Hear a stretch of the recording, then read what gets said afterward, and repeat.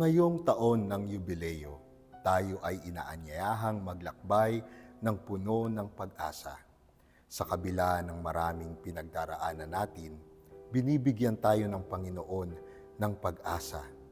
Pag-asa na sa gitna ng kadiliman ay mayroong silahis ng liwanag.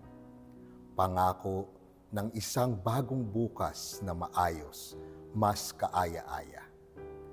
Kasama ang Batang Minor TV Creative Team, ating pagnilayan sa lubhang banal na mga araw ng linggong ito, ang pakikilakbay ni Jesus sa atin upang magbigay ng pag-asa. Pag-asang magbibigay ng lakas sa atin upang patuloy na hangaring gumising bawat umaga ng may sigla upang mapagpatuloy muli sa kabila ng mga pagkabigo. Magbibigay ng lakas ng loob upang hindi pagapi sa takot o pag-iisa.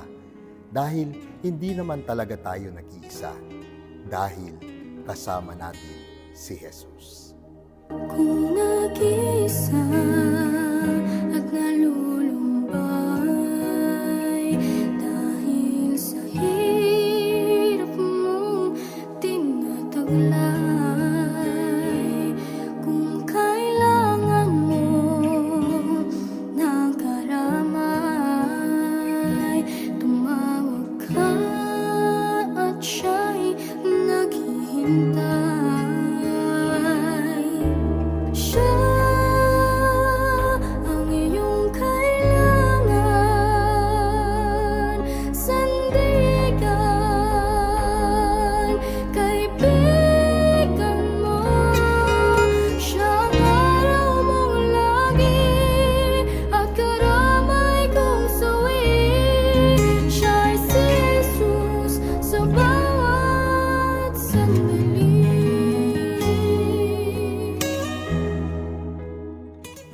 At ngayong araw ng linggo ng palaspas, sama-sama nating pakinggan at pagnilayan ang pagbabahagi ng ating kapatid na si Sister Marihes Ginto ng TV Maria na mas kilala sa pangalang Tia B.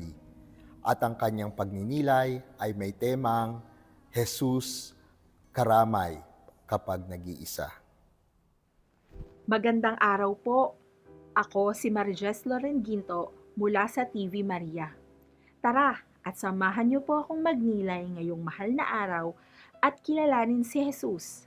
Ngayong linggo ng palaspas ng pagpapakasakit ng Panginoon, Jesus, karamay kong nag-iisa. Pinili ko ang topic na Jesus, karamay kong nag-iisa dahil nakakonect agad ako dito. Nung binabasa ko pa lang, nakarelate ako kasi sa maraming pagkakataon, nakaramdam na din ako na maging mag-isa. Bukod sa pagiging isang anak ng aking mga magulang, marami na rin mga instances ng buhay ko yung para bang wala akong karamay, malungkot, at parang may kulang. Naiisip ko kung paano ko nalang haharapin ang lahat ng pagsubok at problema na dumadating sa aking buhay. Feeling ko kasi yung mga problema parang walang katapusan. Parang katatapos lang ng isa, may kasunod na agad. Tapos hindi ka pa man nakaka-recover dun sa una mong pinagdaanan. Ito na naman, may pagsubok na namang bago.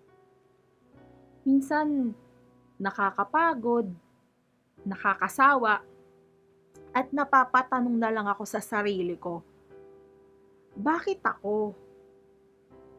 Kakayanin ko pa ba to? Bakit parang wala akong kasama? Siguro, isa sa masasabi kong malaking dagok na pinagdaanan ko ay yung nalaman ko na may stage 2 breast cancer si mama. Wala kasi sa inakala namin na minsan ay darating ang araw na mararanasan namin ang ganitong matinding pagsubok. At syempre bilang iisang anak, tandang-tanda ako pa nun. Nasa planning pa kami ng office nung tinawagan ako ng doktor para sabihin na malignant yung bukol sa breast ni mama. Grabe talaga, hindi ko alam yung mararamdaman ko nun. At di ko rin alam yung iisipin kasi gulong-gulo talaga ako eh. Pero ang natatandaan ko na lang nun ay hindi na mapigilan ng luha ko ang tumulo. Talagang iyak talaga ako ng iyak. Tapos nag-zone out na lang ako na kahit na nasa gitna kami ng planning, wala na akong ibang maisip kung paano si mama at paano ko sasabihin sa kanya na malignant yung bukol ng bukol doon sa kanyang breast. Sa isip ko, kinakausap ko na si Lord. Sabi ko, Lord, paano ba ang gagawin ko? May tutulong ba sa amin? Paano yung gastos? Kasi, syempre pag sinabi mong cancer, mahabang gamutan to. At magastos naman talaga. Pakiramdam ko nun, walang-wala ako. Walang sasapat sa lahat ng pangangailangan dahil nga solong anak. Pero sa kabilang banda, kahit na naiisip ko to, para bang may napaghuhugutan pa din ako ng lakas sa tuwing kinakausap ko siya. Kaya mahigpit na sinabi ko nun kay Lord na, Lord, tulungan niyo lang po ako malampasan ng problema na to. Pinapangako ko po na magiging mabuting tao po ako. At yung mga panahon na siguro nakakadasal, naramdaman ko na lang na may tugon si Jesus. Siguro narindi na rin siya kasi parang walang moment na hindi ako nagdarasal nun eh. Baga, hapon, gabi, bago matulog. Tapos dahil yun narindi na nga si Lord, meron siyang pinadalang mga tao para tulungan ako na maliwanagan kung ano nga ba ang dapat gawin sa hinaharap naming problema. Hindi na kasi talaga ako makapag-isip hanggang sa sinabi na lang sa akin noon na tumigil ka muna sa ginagawa mo sa trabaho at maghanap ka ng posibleng tutulong sa'yo para dyan sa gamutan na mangyayari. So, naalala ko pa noon, sa sobrang tulala ako, natanong ko na lang sa kausap ko, magiging ulila na ba ako? As in talaga yun yung unang-unang pumasok sa isip ko. Nakakatawa na lang pag minsan naiisip ko, natatawa na lang ako i-share Kasi, kasi parang nalampasan namin. Tapos, pero, nung time na yon, iba yung bigat na nararamdaman ko nun.